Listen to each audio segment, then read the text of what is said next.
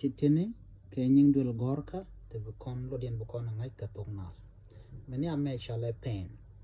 Pen de shale pen ba katok English do no shal kone galam ke dung gorka galam chira tuk Arabic galam. La shal ka galam katok na ke de gor de shal ba no dong dung gora.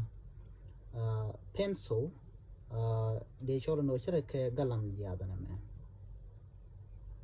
Galam jiyad. Galam jiyad. Galam jiyad na janan pencil. Tukon ke ruler mala kek ador shale cake. Bi shunga jino no cake. Notebook shara ke kol gora ke mala gor kana. Kol gora. Ano. Bi shunga jino kol gora. Blackboard me de kon shole shira ke la kon shole man la ngwane gor keten. Katodan subure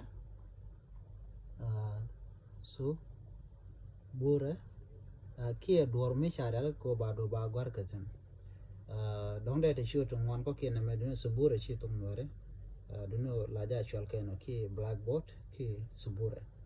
Amradi na me des tidene ka komten content re dul gorka chal ke des la nying nyurka komni nyura ga dol gorka kana nye dul gora chal ke komni ki kom me kel ba cholo kom me kel de cholo kom kamin man ka ba cholo kom ni na me maps me chere ka man dana nyot gwa dana tanaten tele shoot ka kon de kon chol ban wo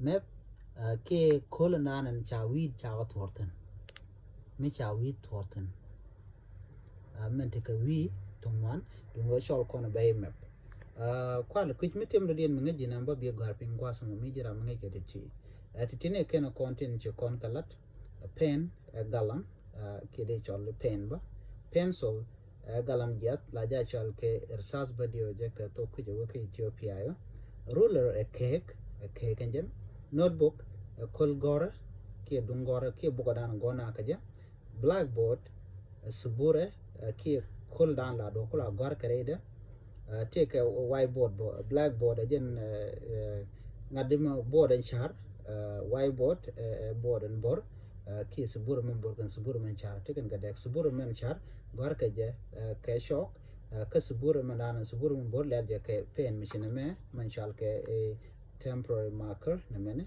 no meridian me desk ka commuting con tere tila gadul goro nyurka ke maps jen go dana cha wi cha gwarten ba shale me bande shole no men tu wi te ko teno ngai ka location ke go da kon te ko ten ken bi sho gor na jin bi nyo na sun ko ken ba na nyo je ko meridian na me ha to ne ni te nas bi te ko mal